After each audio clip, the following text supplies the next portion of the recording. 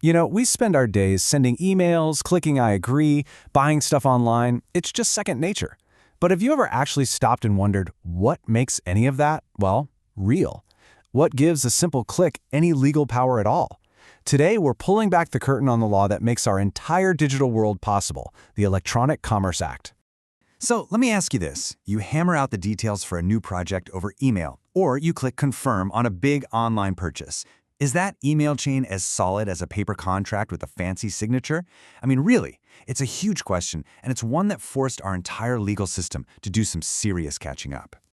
For a while there, the law was totally caught flat-footed. As we all rushed online, the legal world was still thinking in terms of paper, ink, and wax seals.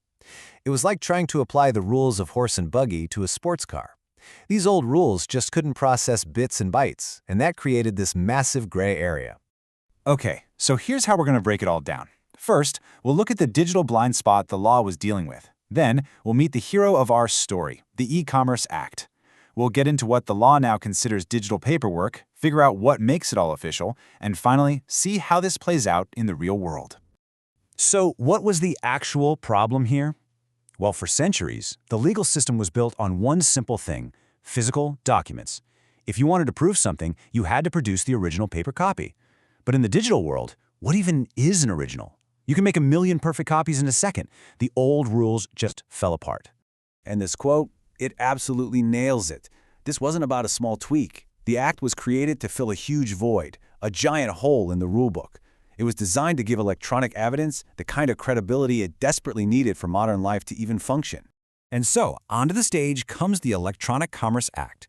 You can think of it as the ultimate translator, the legal bridge that connects our messy, fast-paced digital lives to the very structured world of the law. It's the reason our online actions have real, binding consequences. So, what was the big idea behind it? Honestly, it was to make doing things digitally just as legitimate as doing them on paper. By giving an official thumbs up to electronic documents, the Act cleared the way for everything from massive international deals to just paying your local property taxes online. Okay, that's the why. But what about the how? How does this law actually pull this off? Well, the first thing it had to do was create a whole new vocabulary, a kind of dictionary for the digital age. Let's get into the key terms. First, you've got this term, electronic data message. Now, that sounds super technical, but it's actually incredibly broad.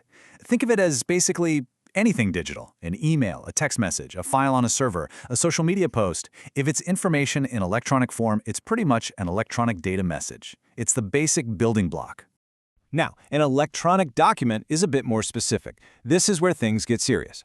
This is the digital version of a formal piece of paper that actually creates a right or gets rid of an obligation.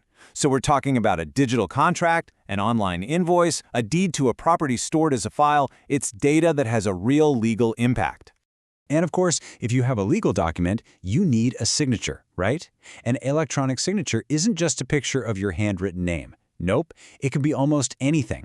A typed name, a click on an I agree button, even a unique sound, as long as the intention is to approve the document. It's the digital ink that proves you're on board.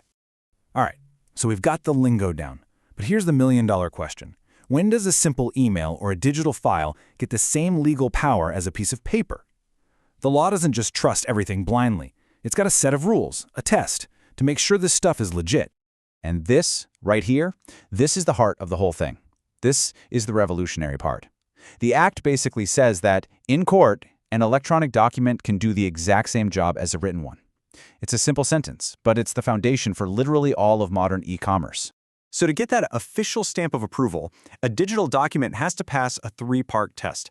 First is integrity. Has it been tampered with? It needs to be proven that the file is complete and exactly as it was when it was first created. Next up, reliability. Can we trust the system that generated it? Is there a good, clear digital trail? And finally, authenticity.